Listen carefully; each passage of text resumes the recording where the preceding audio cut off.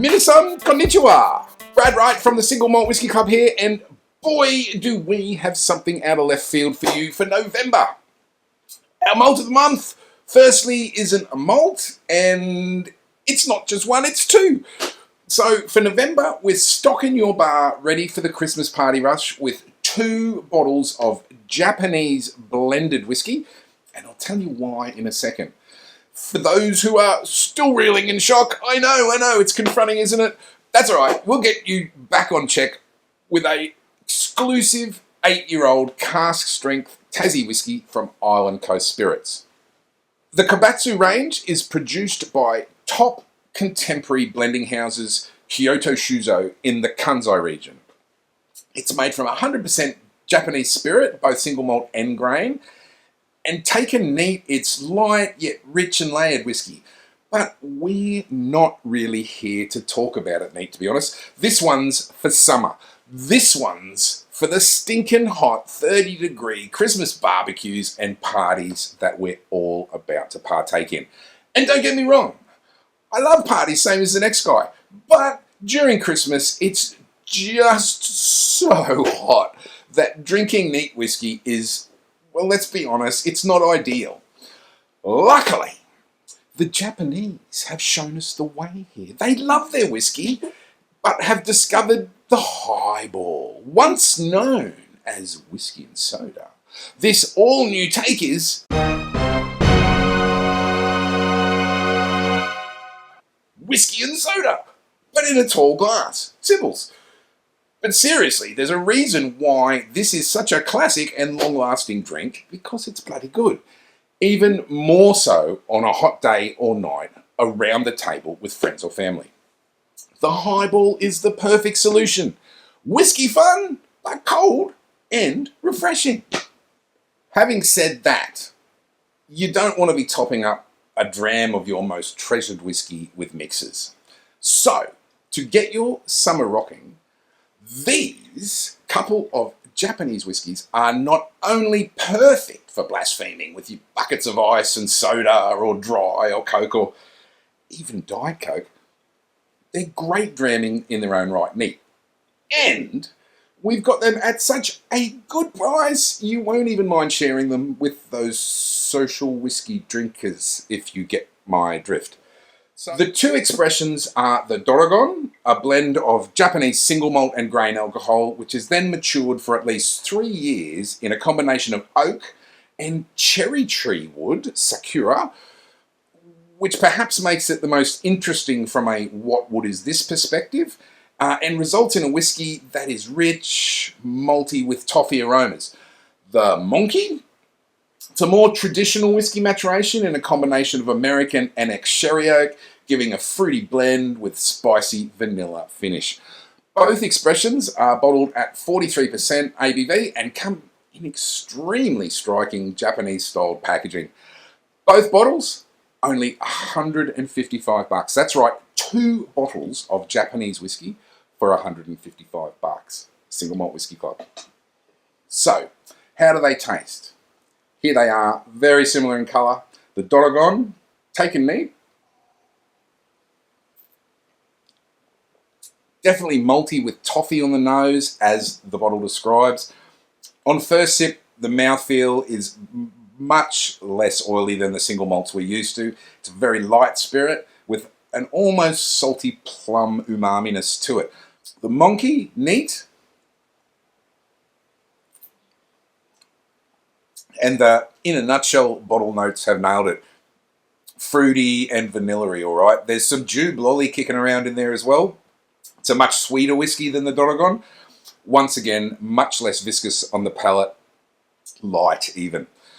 With ice and soda, they are still recognisably different whiskies, but unmistakably from the same stable. The Doragon highball, more woody, like thousands of barrels in a Bond store aroma woody, than that of the Monki. The Monki makes a much lighter, sweeter highball than the Doragon. For reference, my better half finds that one more sippable, but I'm more drawn to those drier notes in the Doragon highball. All in all, I can confidently say that after a few nips straight up and a couple more liberal splashings in some of these highballs, not only not caring it's not a single malt, I'm not even fazed about the in-laws coming over for Christmas. This stuff is perfect for the incoming play nice with family season. It's so refreshing. Okay, so you're needing a single malt fix as well. We hear you and feel you. So for our members extra, we've got a big one for you. An absolute cracker from Tasmanian producer 𝗚cie𝗿𝐴𝐴 at Island Coast Spirits. This is an 8-year-old ex-bourbon cask strength monster sitting at a brain-melting 63% ABV. This is Tassie whiskey at its finest. 8 years ago, Kirk filled 2 identical 200-litre ex-Buffalo Trace bourbon casks with his all-Tasmanian spirit. Last year, one of these casks was bottled and won in the 2024 Tokyo Spirits competition. This month's release is the sister cask of that silver medalist and is another year older. Most of it's being bottled bottled at 46%, but the Single Malt Whisky Club has gained an exclusive release of this whiskey straight out of the barrel. Stocks are very limited on this one, so get in early if you want it. And so, how does it taste? Well, there it is anyway. It's very dark for bourbon, but it's 8 years old. On the nose, there's a big leathery notes, creamy caramel backdrop, mush sultanas, grated apple, with a sort of a flowery herbaceous notes mixing in nicely. On the palate,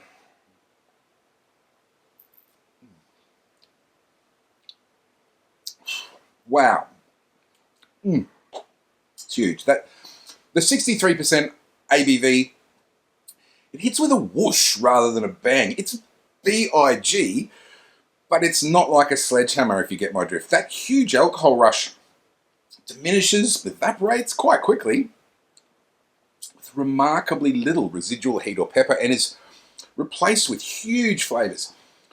Big malty vanilla cream, marmalade, bubblegum notes there. Bit of a waft of aniseed in the mix as well. Finish is rather crisp.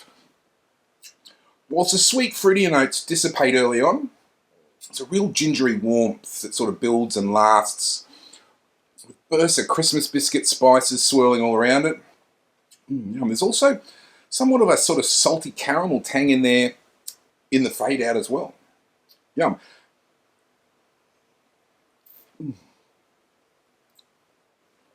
Oh, yum. This is a massive Tassie dram that at 63% ABV could really knock your head off if it wasn't just so damn well behaved and cuddly. Instead of pounding you into submission, it gives your whole upper body like a bear hug from inside somehow. I think John Candy rather than Jack Dempsey. And like John Candy, this whiskey isn't a one-trick pony. It transforms throughout the journey. The nose is more savoury than the fruity palate with a long spice-driven finish. And that's it for November at the Single Malt Whisky Club. 2 bottles of Japanese whiskey, perfect for a refreshing highball on those hot days that are coming up on us anytime now.